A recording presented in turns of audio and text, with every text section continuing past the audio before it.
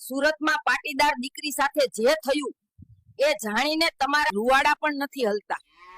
આમ તો મોટા દાનવીર, સમાજ સેવી, આગેવાન, સમાજ સુધારક બનીને ફરો છો. મોઢામાં મગ ભરી લીધા છે કે શું બા?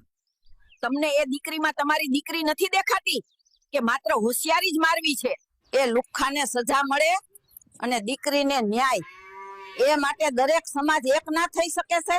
આજે આ ઘટના પાટીદાર દીકરી સાથે બની છે, કાલે કોઈ બીજા સમાજની દીકરી સાથે બનશે તો શું કરશો? મને તો એવું લાગે છે કે પાટીદાર નેતાઓ અને આગેવાનો માત્ર તેમનો પાવર દેખાડવા જ સમાજને ભેગો કરે છે. પાવર દેખાડી દીધા પછી સમાજ જાય તેલ લેવા, એમનું કામ નીકળવું જોઈએ.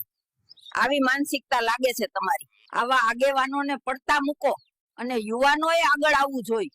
એ પણ ક્યાં શક્ય છે? યુવાનો તો અત્યારે બીડી, સિગરેટ, દારૂ જેવા વ્યસનમાં વ્યસ્ત છે. જો આમ જ રહેશે તો નમાલા થઈ જાઓ. હજી સમય છે, જાગો.